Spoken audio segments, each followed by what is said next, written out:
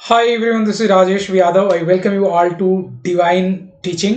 आप सभी का अभिनंदन है, सभी को सलाम दुआ बड़कम प्रणाम सत श्री अकाल घनी खम्बा hi hello and welcome to divine teaching.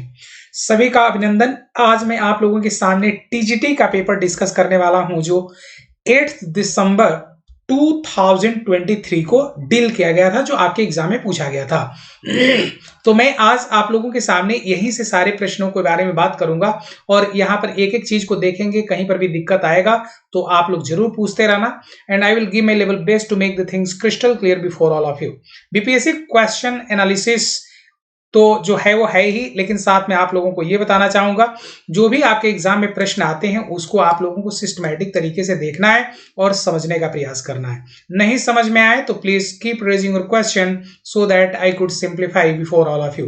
तो जैसा मैंने आपको अभी बताया कि ये 8 दिसंबर 2023 का पेपर है जो आपके एग्जाम में बीपीएससी टीजीटी में पूछा गया था। 9 to 10 ये टीजीटी का प्रश्न है, ध्यान रखेंगे। हाँ, ग्रामर के क्वेश्चन कहीं पर भी पूछे जा सकते हैं, ध्यान रखेंगे।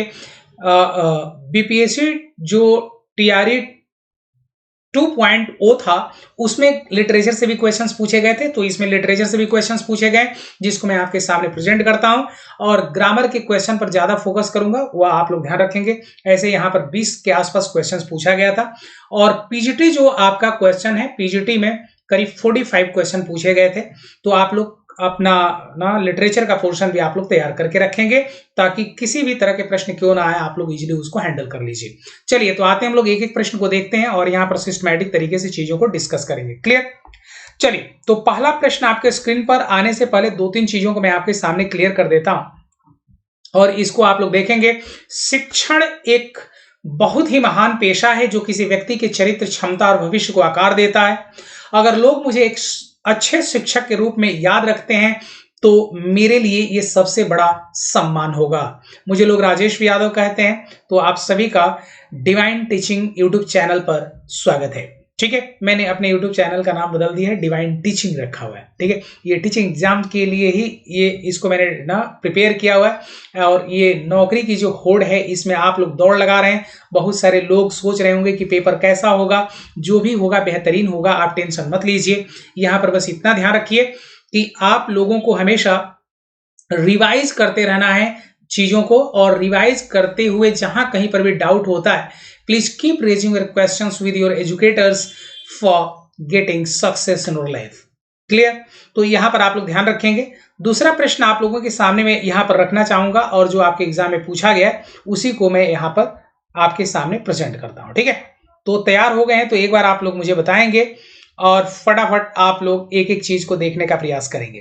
पहला प्रश्न आपके सामने पूछा गया था जो लिटरेचर के क्वेश्चन से ही स्टार्ट हुआ था 71 से 85 तक और इसमें आपके सारे क्वेश्चंस को मैं प्रेजेंट करता हूं। Who wrote the Amoretti sonnet sequence? आप लोग क्लियर कर देना चाहूंगा कि यहां पर जो एमोरिटी सोनेट सीक्वेंस लिखा गया था वह आपका एडमंड स्पेंसर, इसमें से कोई भी नहीं है, वह आपका एडमंड स्पेंसर के द्वारा इसको लिखा गया था। ठीक है, तो ये मैंने आपके सामने क्लियर किया और यहां पर आप लोग ध्यान रखेंगे, nobody else has written among them the Amoretti sonnet sequence. तो यहां पर आपको क्या याद रखना है भाई, एमोरिटी ना जो सीक्वेंस है वह किसके द्वारा लिखा गया था? एडमंड स्पेंसर के द्वारा। तो यहां पर मैं आपको बताना चाहूंगा नन ऑफ द अबव, क्योंकि ऑप्शन आपके जॉनी लिली हैं, रॉबर्ट बर्न्स हैं और एडमंड ब्लेंडेन हैं और आपके सामने यहां पर बहुत सारे और भी ऑप्शंस दिए गए हैं। तो यहां पर मैंने आपको इसका एक्सप्लेनेशन भी प्रोवाइड कर दिया। Edmund Spenser's Amoretti, Edmund Spenser's famous collection of sonnets. Amoroti is a series of love sonnets dedicated to Elizabeth Boyle, the lady of his dreams, whom he pursues and eventually marries in 1594. तो ये आप लोगों को बताना चाहूंगा, उनके लिए खास करके एलिजाबेथ बॉयल के लिए डेडिकेट किया था सोनेट्स। यह एक सीरीज ऑफ लव सोनेट्स हैं, तो ये आप लोगों को ध्यान रखना है। ठीक है, चलिए दूसरा प्रश्न आपके स्क्रीन पर, which one of the following was not written by Shakespeare? ध्यान रखें, जो विंटर्स टेल था यह शेक्सपियर के द्वारा लिखा गया है, लेकिन ये टम्बरलेन और जीव ऑफ माल्टा जो है ये मार्लो के द्वारा, यानी चार्ल्स ना क्रिस्टोफर मार्लो के द्वारा लिखा गया है। मार्लो के द्वारा ये लिखा गया है।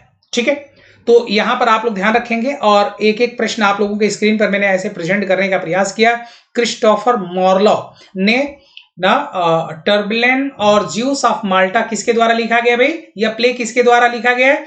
क्रिस्टोफर मार्लो के द्वारा। यानी दो जो इसमें आपके सामने प्ले लिखे गए हैं वह शेक्सपियर के द्वारा नहीं लिखा गया, लेकिन विंटर्स टेल जो लिखा गया है वह शेक्सपियर का प्ले है। ठीक है, चलिए तो दूसरे प्रश्न की ओर रुख करते हैं और यहां पर एक एक चीज आप लोग देखेंगे, नहीं समझ में आएगा तो please keep raising your question so that I could simplify each and every dimension before all of you.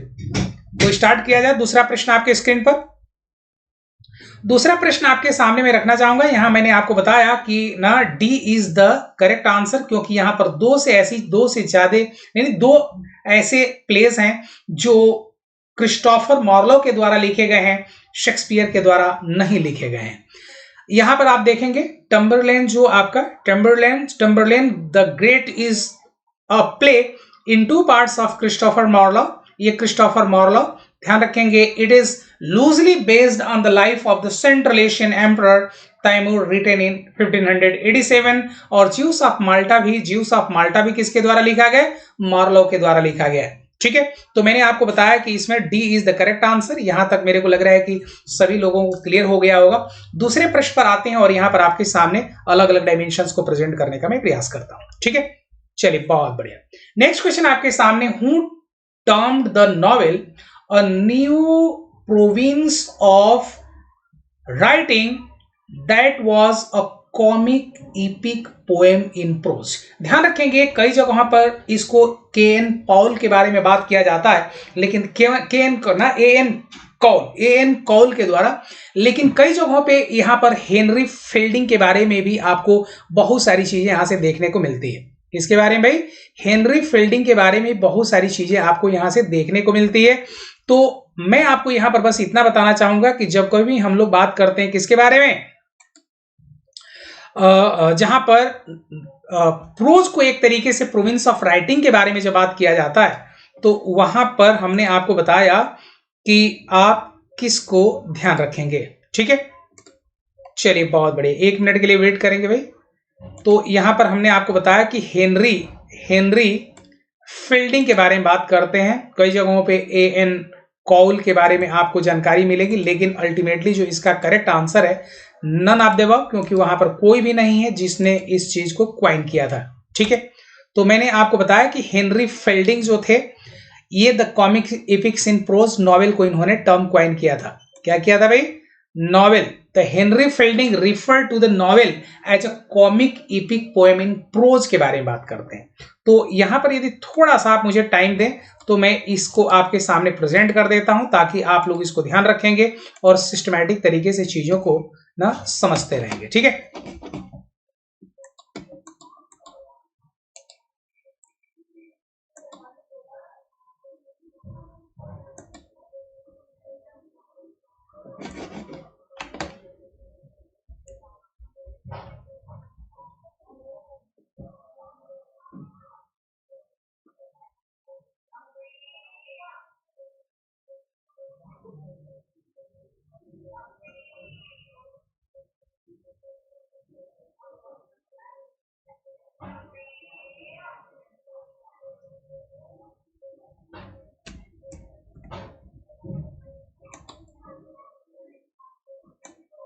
Henry fielding किसके बारे में बात करते हैं भाई?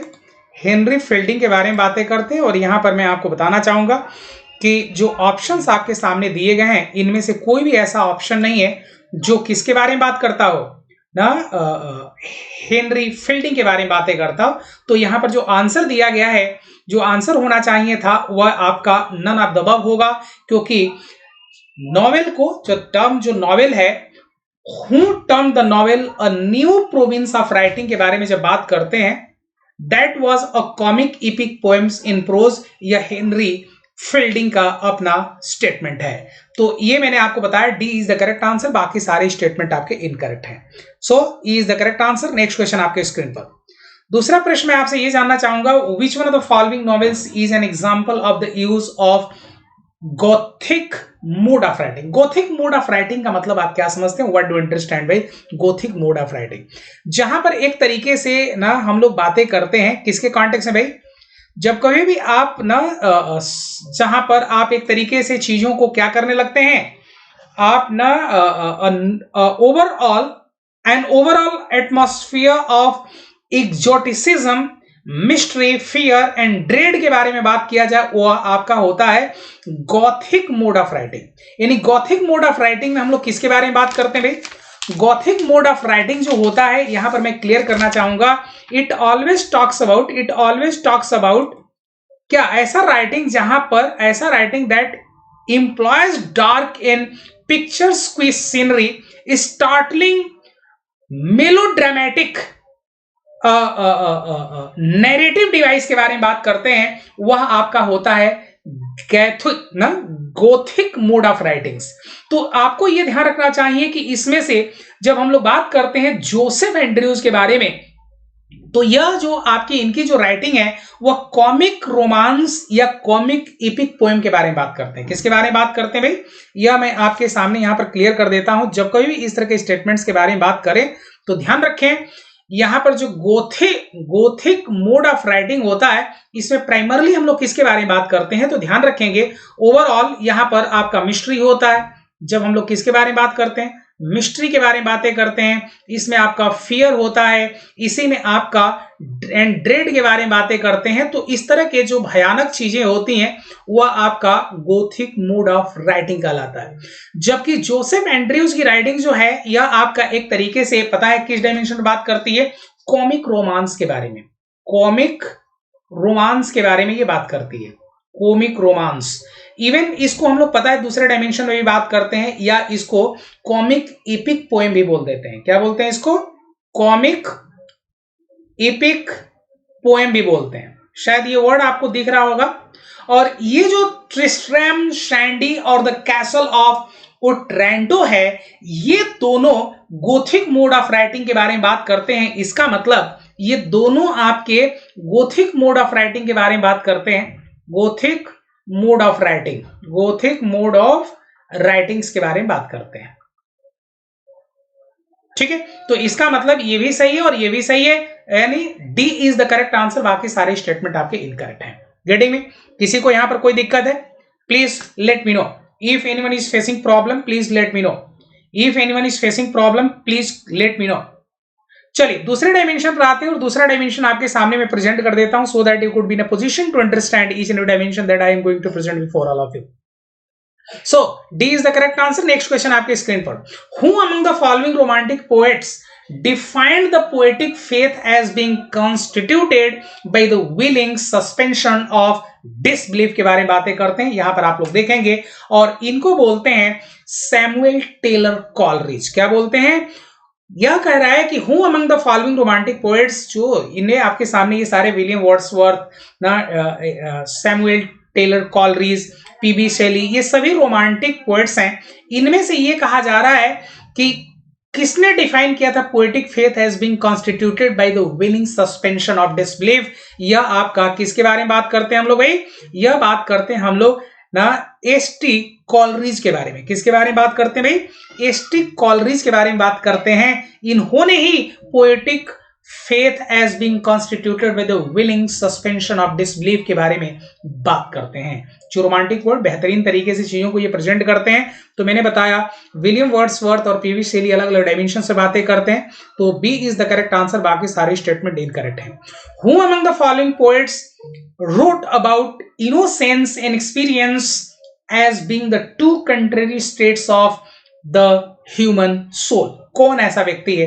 एक बात बताना चाहूंगा यहां पर, मैंने जब आपके सामने ये क्वेश्चन प्रेजेंट किया तो दो तीन चीजों को आप लोग यहां पर ध्यान रखेंगे।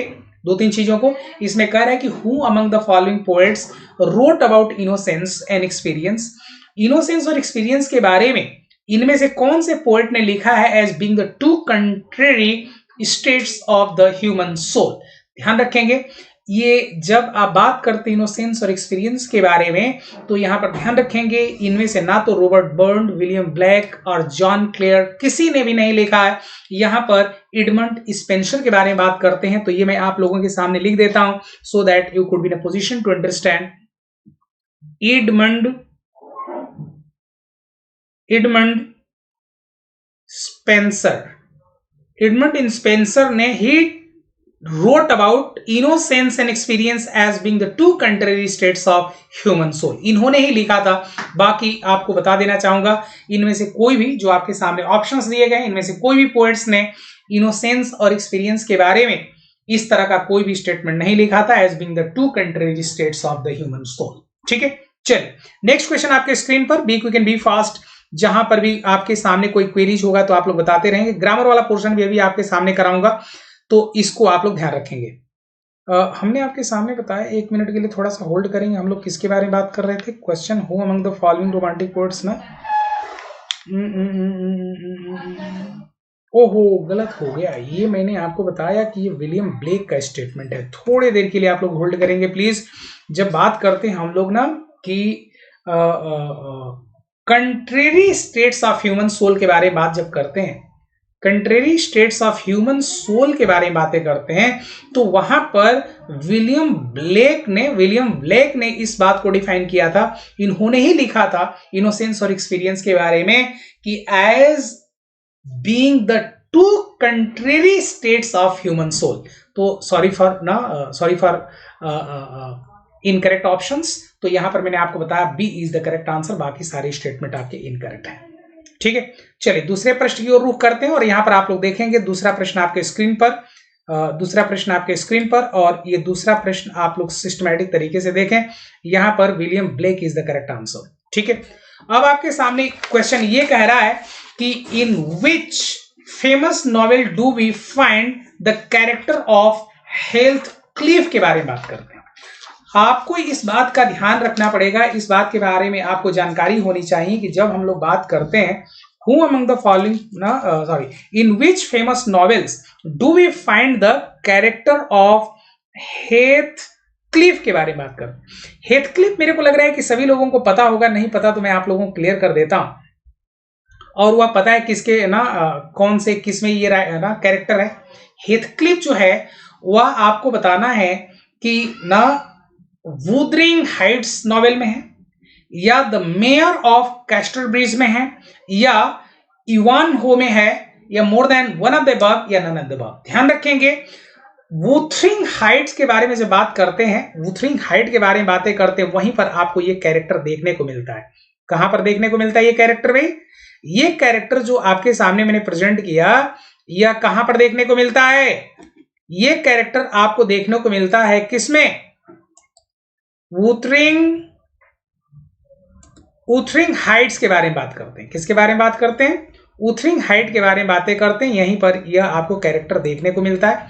थोड़ा सा इसके बारे में आपको जानकारी प्रोवाइड करा देता हूं। 1 मिनट के लिए आप लोग धैर्य रखेंगे और चीजों को समझने का प्रयास करें। देखिए, जब हम लोग बात करते हैं वुथरिंग हाइट जो नॉवेल था वह 1958 में लिखा गया था। और यहां पर एक तरीके से जब हम लोग बात करते हैं, ये इमिली ब्रोंटी का ये नॉवेल है। किसका नॉवेल है भाई? This novel is of 1 minute के लिए होल्ड करेंगे।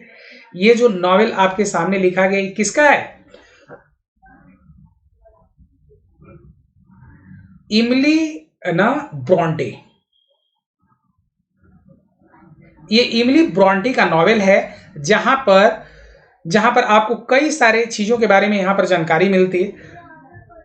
ब्रोंटी, और ध्यान रखेंगे ना, is the only novel by the English author Emily Bronte, initially published in 1847 under her pen name Ellis Bell. तो यहां पर ध्यान रखेंगे कि उनका जो एक पेन नेम था इलिस बेल, उसी के अंतर्गत आपको यह देखने को मिलता है वुथरिंग हाइट्स। और यहां पर यदि मैं 2-3 पॉइंट्स आपको लिखूं कि what was the story of Wuthering about, तो मैं आपको बताना चाहूंगा कि एक तरीके से आप ये समझ लीजिए, the title of the novel comes from the Yorkshire manner on the moods of the story.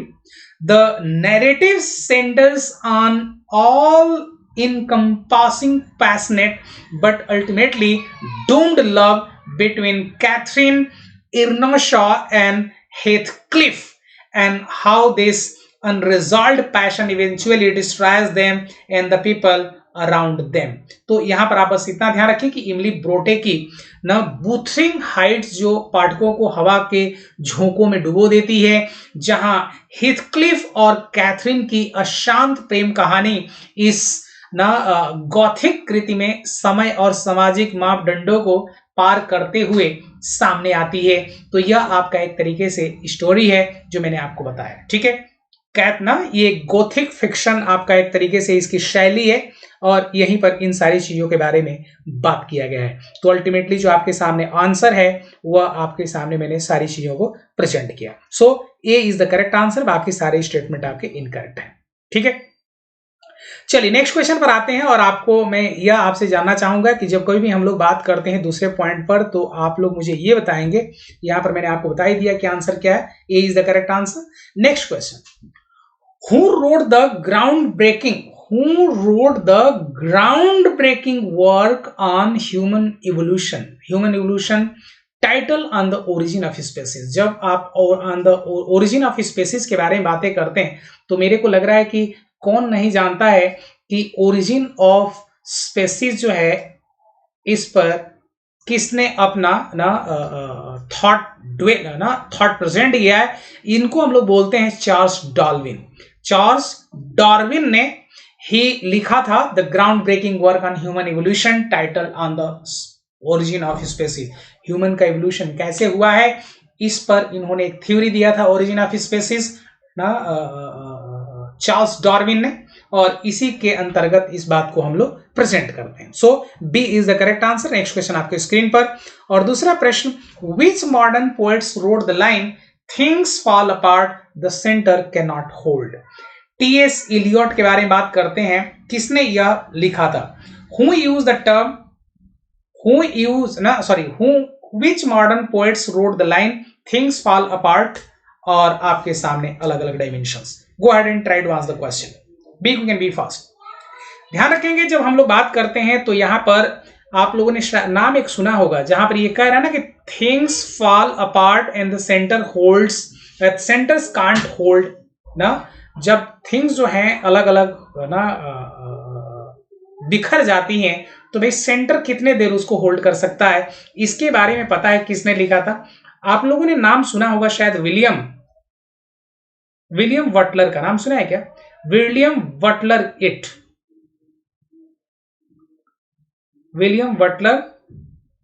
It के बारे में बातें करते हैं। इन्होंने ही इस ना उन्हीं की यह राइटिंग है, उन्हीं का ये पोएम है। Poet road the line things fall apart the centre can't hold. ये आपका ना तो टीएस इलियट, विलियम स्पेंडर या डब्ल्यू.एच. ऑर्डन के द्वारा नहीं लिखा गया है। नन ऑफ द अबव, ठीक है। चलिए नेक्स्ट क्वेश्चन पर आते हैं और दूसरा प्रश्न आपके स्क्रीन पर। ई इज द करेक्ट आंसर। हमने आपसे यह पूछा who used the term objective correlative in the essay title Hamlet and his problem के बारे में बात करते हैं। Go ahead and try to answer the question. Be quick and be fast. Who used the term objective? Who used the word objective correlatives के बारे में बात करते हैं। किसके बारे में बात करते हैं भाई, ऑब्जेक्टिव कोरिलेटिव के बारे में बात करते हैं। इससे titled Hamlet and his problem. Hamlet and his problems. क्या यूज किया गया टर्म भाई, ऑब्जेक्टिव कोरिलेटिव। यह पता है किसने इस ना यूज किया था ये टर्म।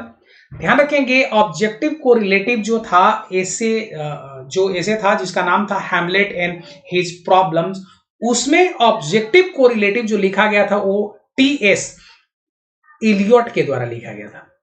किसके द्वारा ये टर्म यूज किया गया था, टीएस इलियट के द्वारा यूज किया गया था। चलिए दूसरे प्रश्न पर आते हैं और दूसरा प्रश्न आपके स्क्रीन पर मैं प्रेजेंट करने का प्रयास करता हूं। आप लोग एक एक चीज को देखेंगे और समझने का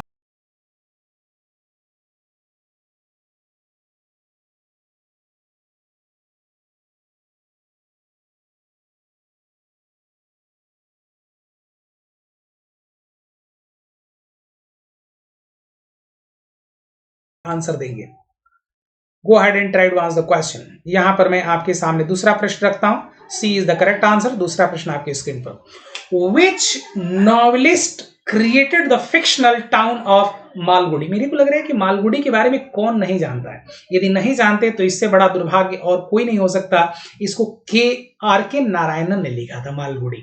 ठीक है, which novelist created the fictional town of Malgudi, या के नारायणन के द्वारा क्रिएट किया था ये फिक्शनल टाउन ऑफ मालगुडी। ठीक है, सो आते हैं हम लोग दूसरे प्रश्न पर, और राजा राव और मुल्क राज आनंद अलग अलग डायमेंशन पर बातें करते हैं। दूसरा प्रश्न, which Indian literature wrote the novel the home and the world. किसने लिखा था the home and the world? ठीक है, कौन ऐसा है ना इंडियन साहित्यकार है who wrote the novel the home and the world के बारे में बात करते हैं। मेरे को लग रहा है कि सभी लोगों को पता होगा, दुनिया जो है ना, होम और वर्ल्ड के बारे में बात पता है किसके द्वारा किया गया था। इसको रविंद्रनाथ टैगोर के द्वारा ना, यही एक आप साहित्यकार रहे हैं, ये कवि भी रहे हुए हैं, बड़े ना बेहतरीन इनकी राइटिंग रही है। और रविंद्रनाथ टैगोर, मेरे को लग रहा है कि गीतांजलि का नाम सुना है, गीतांजलि। चलिए, छोटे छोटे पोएम का कलेक्शन है रविंद्रनाथ टैगोर का, और यहां पर मैंने बताया कि द होम एंड वर्ल्ड जो था, इसको लिखा गया था, इस नॉवेल को रविंद्रनाथ टैगोर के द्वारा। ठीक है, नेक्स्ट क्वेश्चन आपके स्क्रीन पर, B is the correct answer. Who wrote the dystopian novel in 1984? Dystopian और यूटोपियन, यूटोपियन शायद मेरे को लग रहा है कि एक वर्ड सुना होगा आप लोगों ने। यूटोपियन का मतलब होता है, यूटोपियन एक वर्ड है, और यूटोपियन का मतलब होता है ड्रीम वर्ल्ड, प्लेजरेबल दुनिया। क्या बोलते हैं भाई? प्लेजरेबल वर्ल्ड के बारे में बात करते हैं, प्लेजरेबल वर्ल्ड ना। तो ये आपका यूटोपियन जो वर्ड है, जॉर्ज ऑरवेल, रॉबर्ट लुडलम, या अर्नेस्ट हेमिंग्वे, या more than one of the above, या नन ऑफ द अबव के बारे में बात कर रहे हैं। Be quick and be fast. ध्यान रखें, नहीं पता तो मैं आप लोगों को बता देना चाहूंगा।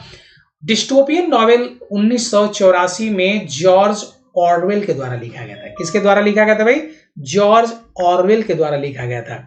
इसमें दो तीन चीजें आपके सामने मैं क्लियर कर देता हूं। जब हम लोग जॉर्ज ऑरवेल के बारे में बात करते हैं तो यहां पर आप लोगों को ये चीज नहीं भूलना चाहिए कि जो डिस्टोपियन नॉवेल है जो आपका लिखा गया था 1984 में, यहां पर दो तीन चीजों को और आपको ध्यान रखना पड़ेगा। वह पता है क्या? वह यह है कि जब हम लोग बात करते हैं राइटर जॉर्ज ऑरवेल के बारे में, तो 1984 who published as 1984 is a dystopian novel and cautionary tale by English writer George Orwell.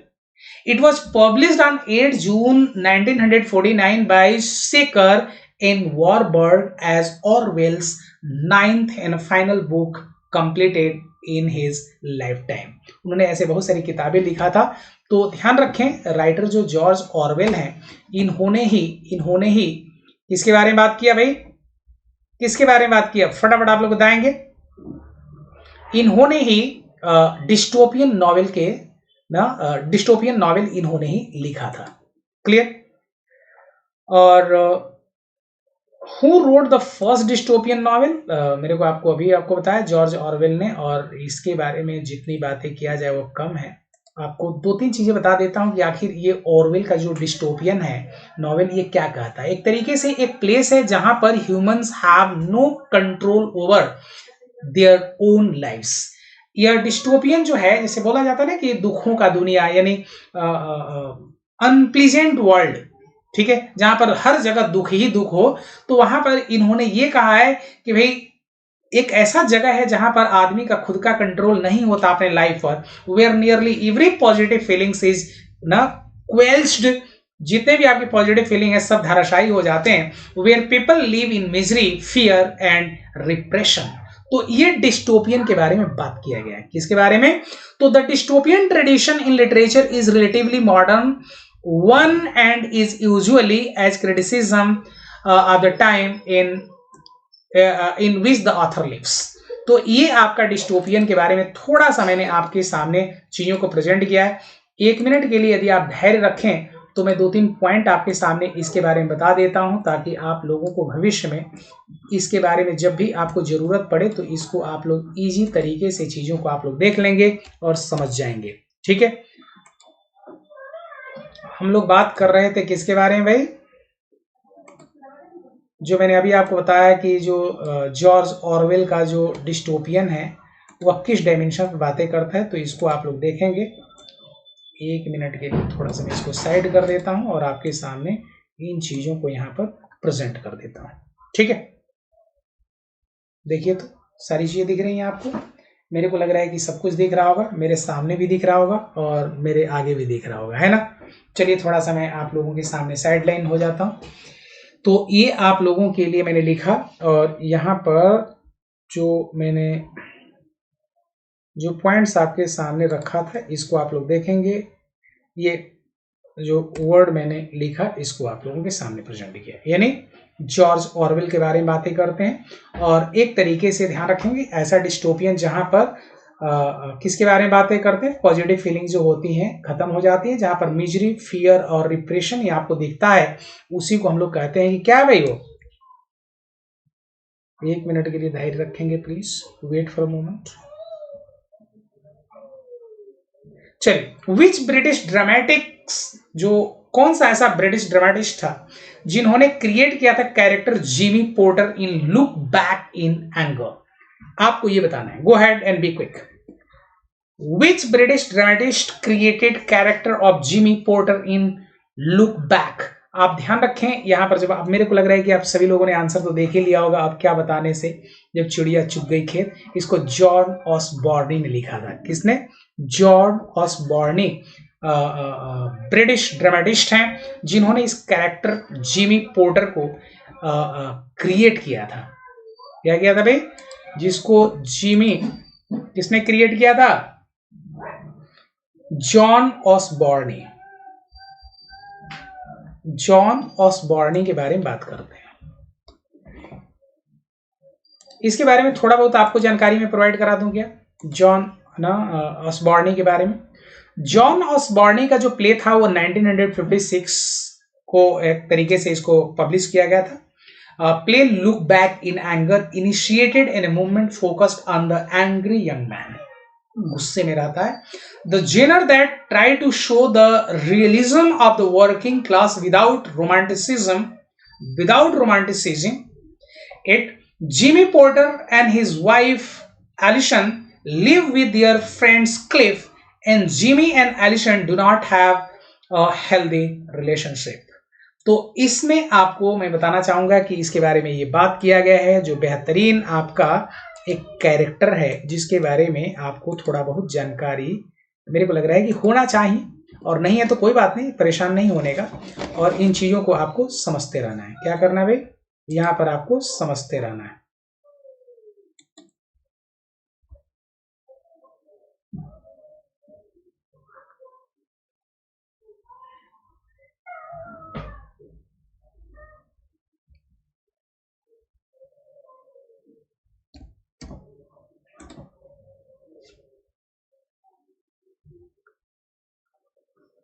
देखिए तो ये आपको दिख रहा है क्या? शायद मेरे को लग रहा है कि थोड़ा सा मैं साइड हो जाऊंगा तो ये सारी चीज आपको दिखने लगेगी।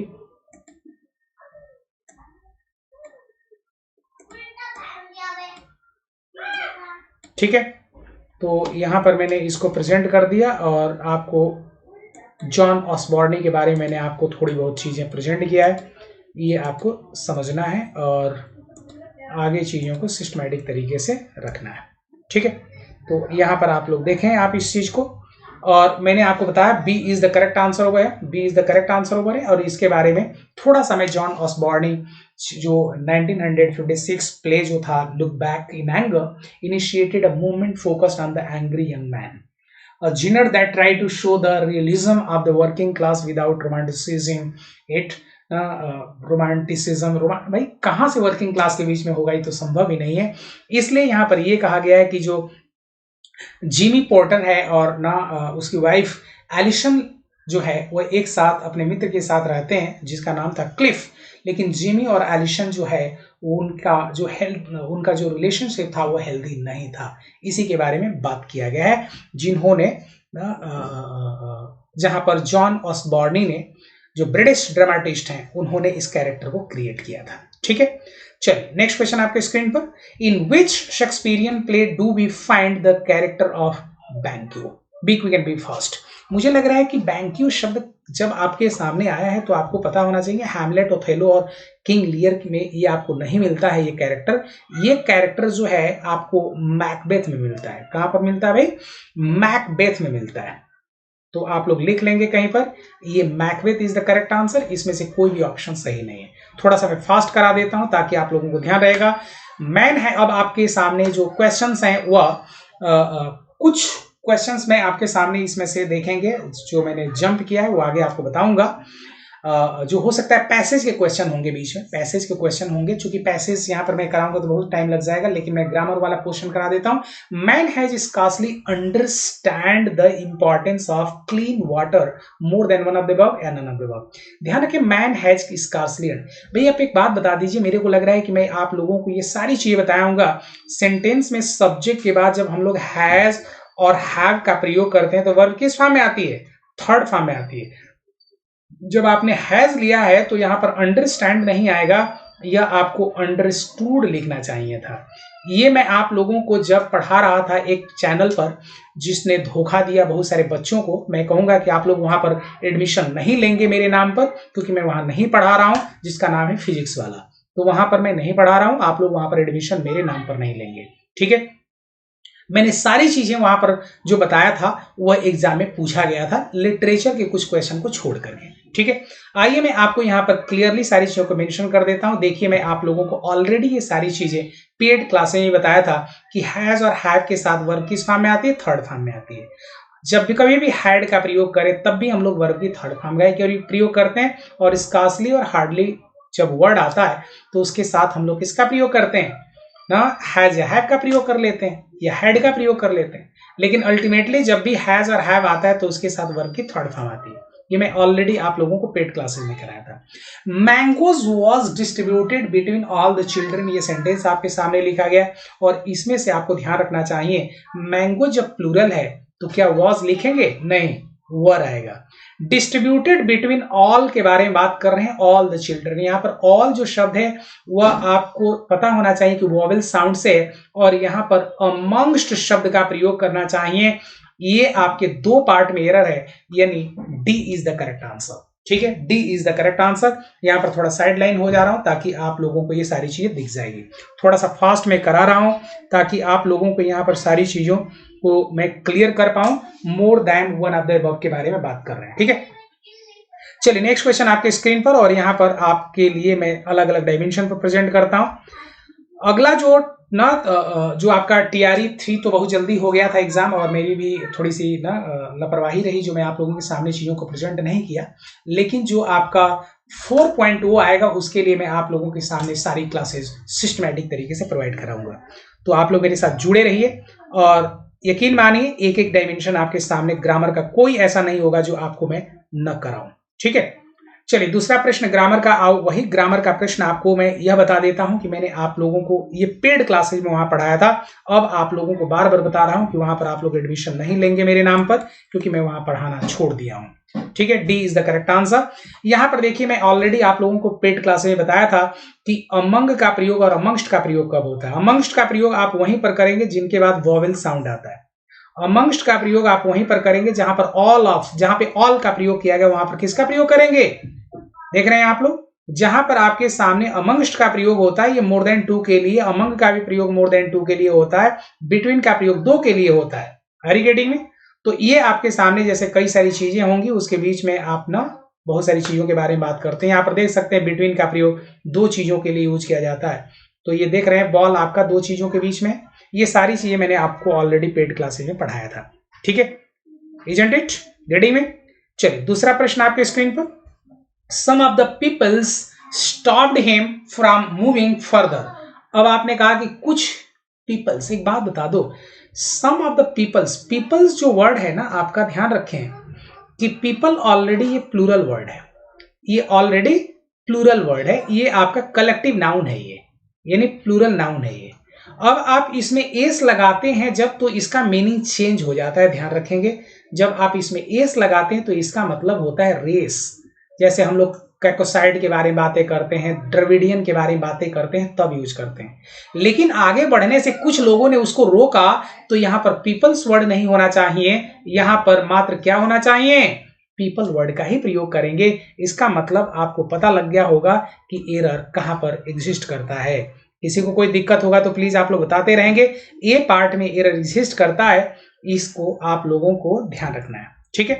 चलिए, तो किसी को यहां पर कोई दिक्कत होगा तो प्लीज आप लोग बताएंगे, ठीक है। A is the correct answer. Next question आपके स्क्रीन पर। ऐसे भी मैं आप लोगों को बताऊंगा जो पीपल्स वर्ड है इसका मतलब नेशन या रेस होता है, तो वहां पर पीपल्स तो वर्ड आएगा नहीं, ऑलरेडी मैंने पढ़ा है, ध्यान रखेंगे। अब आप लोग यहाँ पर फिजिक्स वाला पर मेरे नाम पर एडमिशन नहीं लेंगे क्योंकि मैं वहां नहीं पढ़ाता। 114 के बारे में बातें करते हैं। My sister Rani was practising how to riding a bicycle. एक बात बताओ, मैं आप लोगों को ग्रामर में पढ़ाऊंगा कि my sister Rani was practising, चलो कोई बात नहीं। हाउ के बाद मैं आप लोगों को यह बताऊंगा कि टू प्लस वर्ग की फर्स्ट फॉर्म का प्रयोग करते हैं। हाउ के बाद किसका प्रयोग करते हैं, टू प्लस वर्ग की फर्स्ट फॉर्म का प्रयोग करते हैं। यहां पर हाउ टू राइडिंग नहीं आएगा, हाउ टू राइड आएगा। क्या आएगा, हाउ टू राइड आएगा, यानी सी पार्ट में एरर है, इस बात को आप लोग ध्यान रखेंगे। जैसे I no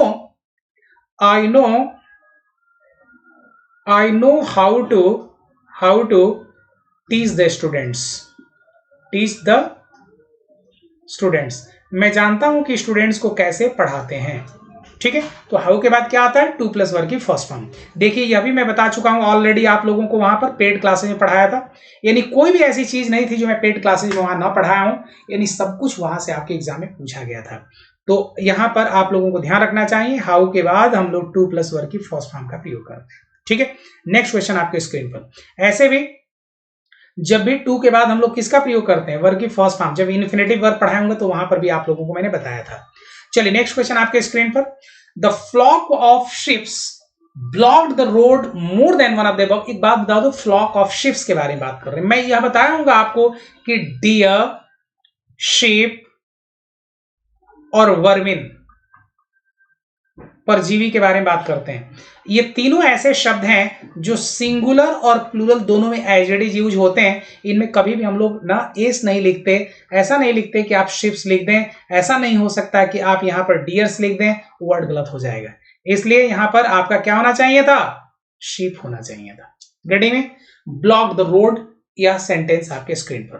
P is the correct answer, B part में, ठीक है। नेक्स्ट क्वेश्चन आपके स्क्रीन पर, और यहां पर मैं आपको यहां बताऊंगा कि जो डियर और शिप जो वर्ड है वह सिंगुलर और प्लूरल दोनों की तरह यूज किया जाता है, ये मैं आप लोगों को बताऊंगा। जो डियर शब्द है वो सिंगुलैरिटी में आता है, जो शिप वर्ड है वह भी आपका सिंगुलर और प्लूरल दोनों में आप समान तरीके से, सिंगुलर और प्लूरल में दोनों तरह आप समान तौर पर इसको यूज करते हैं, ठीक है। चलिए नेक्स्ट क्वेश्चन आपके स्क्रीन पर। हमने आपसे कहा the teacher asked me to meet her on 12th noon. Teacher asked me to meet her on 12th noon. More than one of the above के बारे में बात करते हैं। ये क्वेश्चन सारे आपके एग्जाम में पूछे जा चुके हैं, जिस पर आप लोगों को काम करना है, ठीक है। किसी को कोई दिक्कत होगा तो आप लोग बताते रहेंगे प्लीज, और आपने ना कमेंट बॉक्स में भी लिखते रहेंगे, सो दैट आप लोगों को ये सारी चीजें मैं क्लियर करता रहूं। जब हम लोग टाइम के बारे में बातें करते हैं, किसके बारे में बात करते हैं, टाइम के बारे में बात करते हैं, तो हम लोग बोलते हैं एट 9 o'clock, एट 9 o'clock के बारे में बात करेंगे, eight 9 o'clock, clear. Eight 10 AM के बारे में बात कर सकते हैं, एट 12 noon के बारे में बात कर सकते हैं।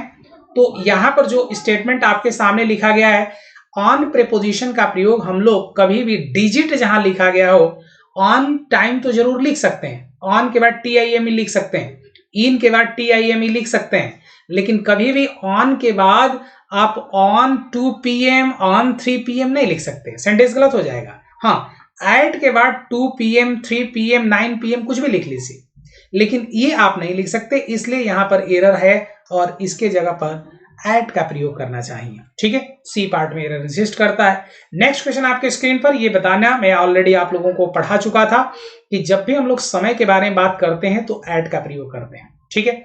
यहाँ पर मैंने आपको बताया होगा, देख सकते हैं आप लोग इसमें सेंटेंस आपके सामने, ये मैंने लिखा, this course will start at 12 PM, at 12 PM। बाकी अलग अलग डायमेंशंस को मैंने क्लियर किया हुआ है यहाँ पर। She neither confirms nor denies the rumour. एक बात बताओ, ध्यान रखो, शी जब आपने सिंगुलर लिखा है तो शी के अनुसार ही आपने कन्फर्म्स लिख लिया, क्रिया में एस और एस। तो भाई आपको यहां पर डिनाई जो वर्ड आपने लिखा हुआ है, शी के अनुसार ही आपको क्या लिखना चाहिए था, डिनाइज लिखना चाहिए था। यानी यहां पर भी आपके सामने सी पार्ट में एरर एग्जिस्ट करता है।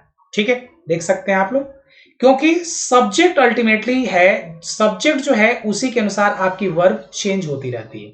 सब्जेक्ट यहां पर सिंगुलर है तो सिंगुलर के अनुसार आप चीजों को ना यूज करते रहते हैं। ऐसे ध्यान रखें, नीदर के साथ नॉर और इधर के साथ ना और आता है, तो नीदर के साथ नॉर का प्रयोग जब करते हैं तो इसमें जो सब्जेक्ट होता है वही डिसाइड करता है आपका वर्ब। क्या डिसाइड करता है, वर्ब। यह भी मैं आप लोगों को बताऊंगा, नीदर के साथ नॉर और आता है तो कैसी चीजें आपके सामने चेंज होती रहती हैं। Neither the boys nor his lawyers, तो जब भी सेंटेंसेस आपके सामने लिखा गया हो उसके अनुसार आप लोग वर्ब को चेंज करते रहेंगे। She was taken aback from, देखें आप लोग, कुछ वर्ड्स में आप लोगों को रानीज विमेन्स के बारे में बात करते हैं। एक बात बता दो, कुछ ऐसे वर्ड्स होते हैं जिनके साथ हम लोग फिक्स प्रेपोजिशन का प्रयोग करते हैं। अबैक जो वर्ड आपके सामने लिखा गया, वहीं पर जब आप बात करते हैं कॉन्फिडेंट के बारे में, कॉन्फिडेंट, कैपेबल के बारे में बात करते हैं, कैपेबल, सुइटेबल, तो ये वे शब्द हैं जिन शब्दों के साथ पता है हम लोग किसका प्रयोग करते हैं, ऑफ प्रेपोजिशन का प्रयोग करते हैं। किसका प्रयोग करते हैं, ऑफ प्रेपोजिशन का प्रयोग करते हैं। ये आप लोगों को ध्यान रखना पड़ेगा। क्या करना पड़ेगा, ये सभी वर्ड्स आपको ध्यान रखना पड़ेगा। अबैक वर्ड सुना है क्या, aback, have you heard about the word aback? नहीं सुना तो मैं आप लोगों को बता देना चाहूंगा। अबैक का मतलब होता है टुवर्ड और situated to the near, situated to the back, जो बैक साइड में होता है, रेयर भी बोलते हैं उसको, बैक पोजीशंस में, उसको हम लोग अ बैक बोलते हैं। तो अ बैक ऑफ होता है, यहां पर मैंने आपको बताया अ बैक फ्रॉम नहीं होता। क्या नहीं होता भाई, यहां पर जो फ्रॉम लिखा हुआ है इसके जगह पे अ बैक ऑफ होता है। ठीक है, सुइटेबल, कैपेबल ना, कॉन्शियस ऑफ, डिजायरस ऑफ ना, ये जितने भी वर्ड आपके सामने आते हैं इन सभी के बाद हम लोग ऑफ प्रेपोजिशन का प्रयोग करते हैं। बी में एरर एग्जिस्ट करता है। Next, who are you to suggestive a cure for his pain. एक बात बताओ, अभी मैंने आपको बताया कि टू के बाद क्या चाहिए आपको, वर्ब की फर्स्ट फॉर्म का प्रयोग होना चाहिए। टू के बाद आप एडजेक्टिव का प्रयोग नहीं कर सकते, आपको यहां पर सजेस्ट वर्ड का प्रयोग करना चाहिए। रीडिंग में, who are you to suggest, who are you to guide, who are you to support. अरे भैया, सपोर्ट कर रहा है, गाइड कर रहा है, सजेस्ट कर रहा है, करने दो, काम की बातें होंगी। बी पार्ट में एग्जिस्ट करता है। नेक्स्ट क्वेश्चन आपको मैं बताऊंगा, टू के बाद हमेशा वर्ग की कौन सी फॉर्म आती है, फर्स्ट फॉर्म। टू के बाद कौन सी फॉर्म आती है, फर्स्ट फॉर्म। चलो next question, God's justice will prevail. ध्यान रखें, जितने भी हम लोग मॉडल्स के बारे में बातें करते हैं, 13 मॉडल्स होती हैं, और जो भी आप मॉडल्स जब आप यूज करते हैं, क्या भाई, जितने भी मॉडल्स हैं उनके साथ वर्ग की फर्स्ट फॉर्म आती है। ये आपको स्ट्रक्चर ध्यान रखना है, चाहे कैन हो, कुड हो, विल हो ना, शैल हो, ये जो भी आप वर्ड यूज करते हैं उन सभी के साथ आप वर्ग की फर्स्ट फॉर्म यूज करना चाहिए आपको। और यहाँ पर प्रिवेल्ड नहीं, आपको प्रिवेल वर्ड का प्रयोग करना चाहिए। यानी बी पार्ट में एरर एग्जिस्ट करता है, God's justice will prevail in the end, आपका एरर बी पार्ट में एग्जिस्ट करता है। नेक्स्ट क्वेश्चन आपके स्क्रीन पर मैं यह बताऊंगा कि कैन, में या एक्स वाई जेड जितने भी वर्ब्स आती हैं, ये जितने भी वर्ब्स हैं इन सभी के साथ वर्ब की हमेशा फर्स्ट फॉर्म आती है। और वर्ड कितनी होती है, ये मॉडल वर्ब्स कितनी होती है भाई, 13 होती है। देख लीजिए आप, मॉडल वर्ब्स के बाद वर्ब की हमेशा फर्स्ट फॉर्म आती है।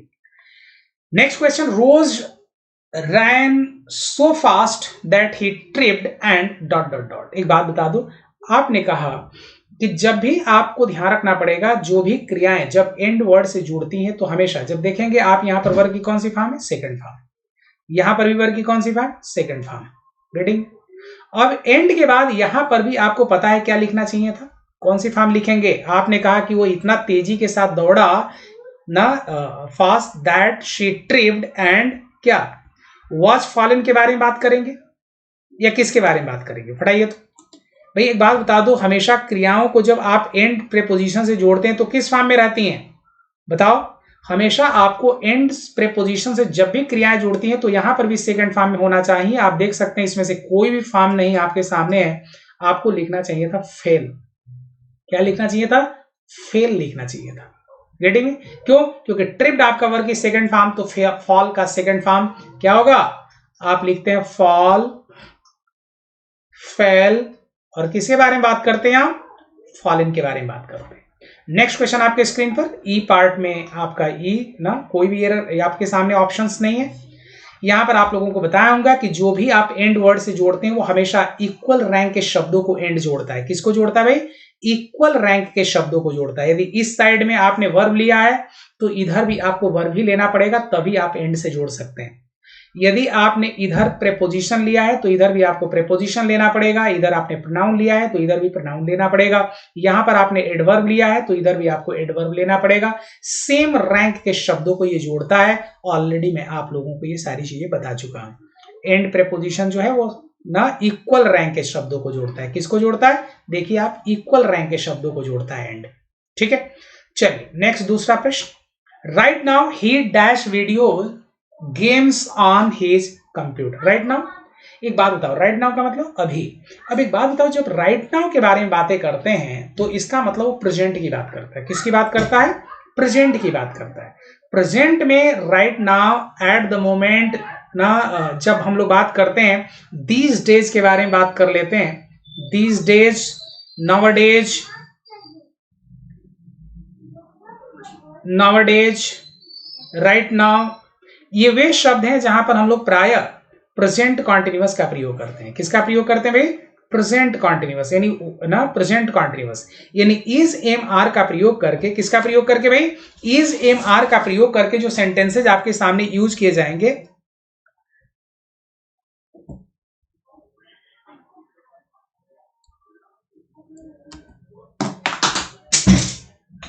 Wait for a moment please. Is am are का जो प्रयोग करते हैं हम लोग सेंटेंसेज में, इज एम आर के साथ वर्ब की फोर्थ फॉर्म रखते हैं जिसमें क्रियाएं आईएनजी फॉर्म में आती हैं। ये स्ट्रक्चर होता है। इसका मतलब आपको पता है क्या होना चाहिए था? B part. ठीक है, तो राइट नाउ जैसे ही यूज किया गया है, ध्यान रखेंगे कि right now, these days, now days, at present, ये सभी आपके प्रेजेंट कॉन्टिन्यूअस टेंसेज में ही यूज होते हैं। ये आपका हैज के साथ ऐसे भी प्लेइंग नहीं आता, वर्ब की थर्ड फॉर्म आती है। वाज पास्ट कॉन्टिन्यूअस की बात करता है। हमें इस स्ट्रक्चर में कौन सा टेंस यूज करना है? Present continuous, present continuous. Ready? चलिए यहां पर देख सकते हैं प्रेजेंट कॉन्टिन्यूअस, जैसे हमने राइट नाउ के बारे में बात किया। देखिए यहां पर राइट और यहां पर नाउ लिखा हूं, किस टेंस में आता है भाई? प्रेजेंट कॉन्टिन्यूअस टेंस में आता है। तो ये भी मैंने आप लोगों को ये बताया होगा कि जब भी इस तरह के स्टेटमेंट, चाहे नाउ डेज हो, दिस डेज हो, at in present, at time, this time, कुछ भी लिखा गया हो तो वहां पर आप इसी स्ट्रक्चर्स का प्रयोग करते हैं जो आपके सामने लिखा गया। ठीक है, नेक्स्ट क्वेश्चन आपके स्क्रीन पर और आज का लास्ट प्रश्न। The world is slowly coming to dot dot dot. Two के बाद मैंने आपको अभी बताया कि टू के बाद हमेशा वर्ब की फर्स्ट फॉर्म आती है। टू रियलाइज का प्रयोग करेंगे, टू रियलाइज्ड नहीं आता है। टू आपने लिखा हुआ है तो वर्ब की कौन सी फॉर्म आएगी? हमेशा फर्स्ट फॉर्म आएगी। ए पार्ट आपके सामने। अच्छा चलो 25 तक करा देता हूं। ध्यान रखेंगे ये मैं स्ट्रक्चर ऑलरेडी आप लोगों को पढ़ा चुका था। अब मैं वहां आपको फिजिक्स वाला पर नहीं पढ़ा रहा हूं। मेरे नाम पर कोई भी कोर्स आप परचेज ना करें, इस बात का ध्यान रखें। टू के बाद हमेशा वर्ब की फर्स्ट फॉर्म आती है। यहां पर the world Neem tree, the old neem tree which dash in our compound for 50 years suddenly crashed। यहां पर किस बारे में बात कर रहे हैं? crashed, वर्ब की second form. the old neem which had stood, has stood या had। आप ध्यान रखें has का तो प्रयोग आप नहीं कर सकते। क्यों नहीं कर सकते? क्योंकि आपने बताया कि भाई इतने वर्षों से था, वह सडनली क्या हो गया? लास्ट नाइट, पिछली रात को वह गिर गया। तो अब आपके पास एक ही ऑप्शन है कि ग्रामर का ऐसे भी एक कॉन्सेप्ट आप लोगों के सामने क्लियर कर देता हूं। शायद आप लोगों को मैं बहुत बार इस तरह के स्टेटमेंट्स को बता चुका हूं कि आपको क्या करना चाहिए और क्या नहीं करना चाहिए। गेटिंग? एक पार्ट में जब हम लोग सब्जेक्ट के बाद वर्ब की सेकंड फॉर्म का प्रयोग करते हैं और ऑब्जेक्ट का प्रयोग करते हैं तो दूसरा जो स्ट्रक्चर आपके सामने होना चाहिए वो पता है किस फॉर्म में होना चाहिए? Subject plus had plus verb की थर्ड फॉर्म होना चाहिए। तो यहां पर आपने ध्यान रखें कि ये आपको लास्ट नाइट के साथ वर्ब की सेकंड फॉर्म आती है। लास्ट नाइट के साथ कौन सी आती है? अगो का प्रयोग जहां पर हो, लास्ट नाइट के बारे में बात करें, लास्ट डे के बारे में बातें करें, इसका प्रयोग हमेशा पास्ट इंडेफिनिट में होता है, पास्ट इंडेफिनिट। लेकिन दूसरा सेंटेंस आपके सामने कब यूज होगा? दूसरा पार्ट पास्ट परफेक्ट में, यानी आपको यहां पर आपको विच हैड इन, जो हमारे जो स्ट्रक्चर्स हैं, which had in are compound, ठीक है। तो जो हमारे कंपाउंड में था, ऐसे वो पास्ट परफेक्ट नहीं, वो भी पास्ट इंडेफिनिट का ही स्ट्रक्चर यूज किया गया। ऐसे यहां पर आपको ध्यान देना चाहूंगा कि यहां पर कोई कनेक्टर यूज नहीं किया गया, गेटिंग में, इसलिए दोनों टेंस आपके पास्ट इंडेफिनिट में होंगे। आपको यहां पर जब जैसे हम बोलते हैं ना, आई हैड अ बुक, इसका मतलब क्या? आई हैड अ बुक, मेरे पास एक किताब थी, हरी गेटिंग। तो ये पास्ट इंडेफिनिट के बारे में बात करता है। सो ए इज द करेक्ट आंसर। और यहां पर आप लोगों को कई बार मैं ये चीजें आप लोगों को बता चुका था, ये आप लोग देखेंगे ये ना, एक पार्ट में यदि हैड प्लस वर्ब की थर्ड फॉर्म आता है तो दूसरे में पास्ट इंडेफिनिट का प्रयोग करते हैं। यह भी सारी चीजें आपके सामने क्लियर कर दिया हूँ। ऐसे अगो वगैरह के साथ जब भी हम लोग यूज करते हैं सेंटेंसेस तो पास्ट इंडेफिनिट में यूज करते हैं। लास्ट नाइट के साथ पास्ट इंडेफिनिट में यूज करते हैं। द पेन आई डैश के बारे में बात करते हैं। यहाँ पर स्ट्रक्चर्स आप लोगों के सामने यूज किया गया है, इसको आप लोग देखेंगे। और ये लास्ट आज का प्रश्न है जो मैं आपके सामने प्रेजेंट कर रहा हूं। और मैंने लिखा the pain I dot dot dot 5 years ago. अब आप एक बात बता दो, अगो के बारे में बात करते हैं, राइटिंग स्टिल राइटिंग वेल। आपने कहा कि द पेन आई बॉट, ना आई वॉज बॉट या ना आई बॉट। भाई आप सब्जेक्ट के बाद आपको वर्ब की सेकंड फॉर्म आएगा अगो के साथ, तो यहां पर आपको वर्ब की सेकंड फॉर्म यूज करना चाहिए। और पता है क्या लिखना चाहिए? बॉट का प्रयोग करना चाहिए। इसमें से कोई भी ऑप्शन नहीं है। क्यों ऐसा क्यों कर रहा हूं मैं? क्योंकि अगो के साथ, यस्टरडे के साथ, लास्ट नाइट, लास्ट डे के साथ, जब भी आप last day, last night, last week, last month का प्रयोग होता है तो इन शब्दों के साथ हम ध्यान रखें कि हमेशा पास्ट इंडेफिनिट का ही प्रयोग करते हैं। इसका मतलब ई पार्ट जो है वह आपका ना सही है। चलिए, तो यहां पर आपको देखिए वर्ब की सेकंड फॉर्म आता है, कब आता है? जहां पे अगो का प्रयोग करते हैं, लास्ट डे, ये सारा स्ट्रक्चर मैं आपके सामने बताया हूं। अब मैं आपको बता देना चाहूंगा, टीचिंग वाला पर मैं नहीं पढ़ाता, इसको कट कर दीजिएगा और वहां पर मेरे नाम पर एडमिशन मत लीजिएगा, ठीक है। चलिए, thank you very much. Stay blessed distance fired with bubbling smile, this is Rajesh Yadav signing out the session. Bye bye, take care. और यहाँ पर कोई भी आप लोगों को मैं कोशिश करूंगा कि हमेशा सारी चीज़ों को, ऐसे इसमें बहुत सारी चीज़ें मुझे पढ़ानी थी, देख सकते हैं ये सारी चीज़ें, तो मैं नेक्स्ट क्लास में इन सारी चीज़ों को आपके सामने प्रेजेंट कर दूंगा। जो मैंने पढ़ाया था वही आपके एग्जाम में आया था, अब मैं जो पढ़ा रहा हूँ वही आपके एग्जाम में आएगा, यह भी मैं डंके की चोट पर कह सकता हूँ। तो आज के लिए बहुत बहुत आभार आप लोगों का। Thank you very much. Stay blessed, distance fired with bubbling smile, this is Rajesh Yadav signing out the session. Bye bye, take care.